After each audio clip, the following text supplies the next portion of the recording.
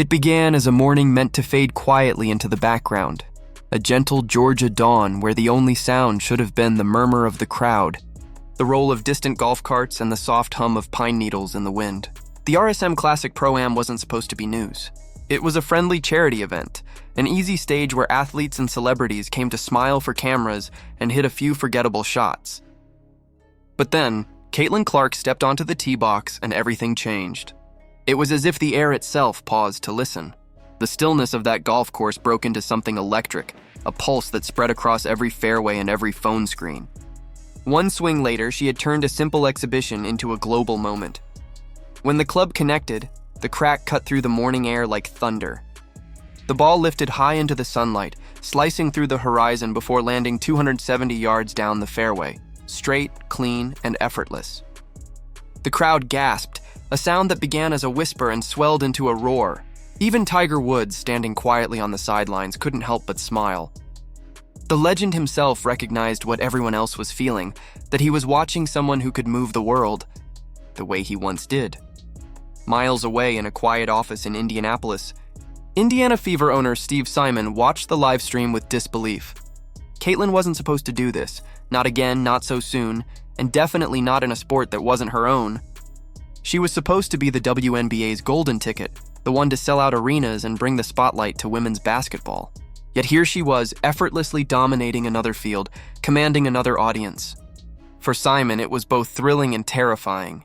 He realized in that moment that he no longer controlled the story. Caitlin Clark did.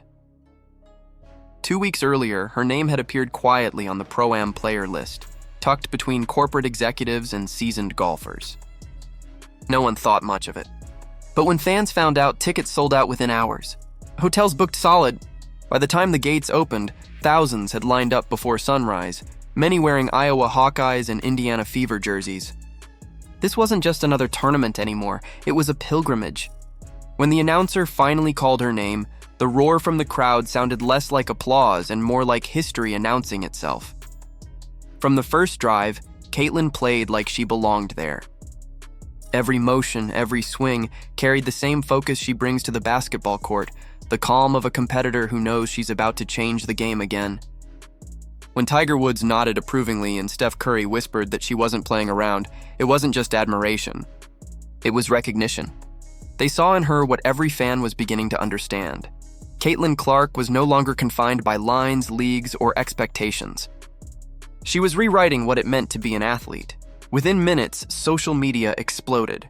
Clips of her drive flooded every platform, spreading like wildfire. Headlines read, "Basketball star shocks golf world and Caitlin Clark can't stop making history." Overnight, the Pro-Am became the most talked about event in sports. But the buzz wasn't just about her swing. It was about what she represented. She was the rare athlete who could cross borders between sports and audiences, the kind who didn't just attract fans, but converted entire communities. Back in Indiana, Steve Simon's phone buzzed nonstop. Every notification, every email, every headline had one thing in common: Caitlin's name. Sponsors wanted her, not the team. Media requests poured in for her, not the WNBA. The brand he had built around her was suddenly too small to contain her. He realized what every owner fears, that when your star becomes bigger than the league, you stop leading the story. You just hang on and try to keep up. The silence from the WNBA was deafening. No congratulatory post, no highlights, no acknowledgement from other players. It was as if the league collectively decided to look away, but fans noticed. They flooded social media with outrage, asking why no one in the league was celebrating a moment that elevated women's sports as a whole. The hashtags began trending, or "Let Caitlin shine," "From where she can do it all." And soon, the silence turned into a public relations storm. Caitlin's success had ignited a fire the league couldn't control. She wasn't just lifting basketball, she was lifting everything around it. Nike, Wilson, and other corporate giants began rolling out campaigns featuring her name, while sports media covered her story like she was already a legend. It didn't matter that she was still technically a rookie. She had transcended that label. She had become a movement. Steve Simon, ever the strategist, called an emergency meeting with his team. The question was simple: how do we capitalize on Caitlin's momentum? But the answer hit him like a punch. One of his marketing directors looked him in the eye and said, "We can't. It's not ours." they were right. This wasn't a league success story or a franchise victory. This was a once-in-a-generation phenomenon. Caitlin's rise wasn't built on corporate promotion or media training.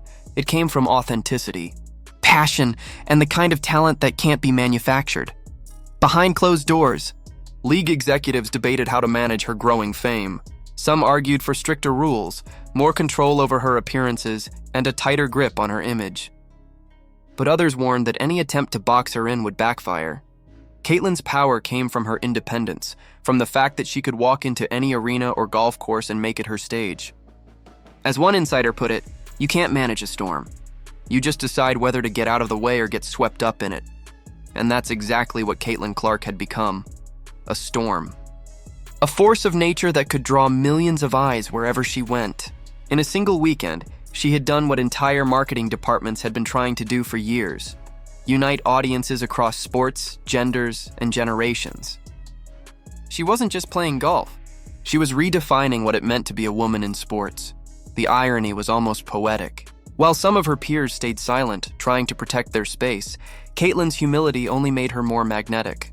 When asked about her performance, she simply said she was just there to have fun. But everyone knew better. She wasn't chasing headlines, they were chasing her. She didn't seek validation, she inspired it. Every swing, every shot, every humble smile reinforced what her fans already believed, that greatness doesn't need to shout.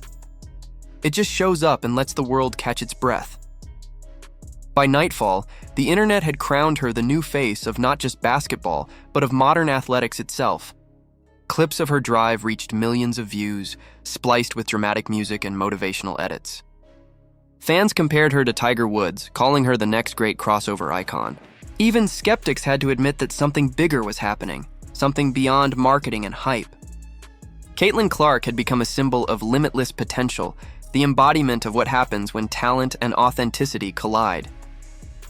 Steve Simon sat alone in his office that evening, watching the replay again. He didn't see a rookie or a player to promote. He saw a movement that could reshape the entire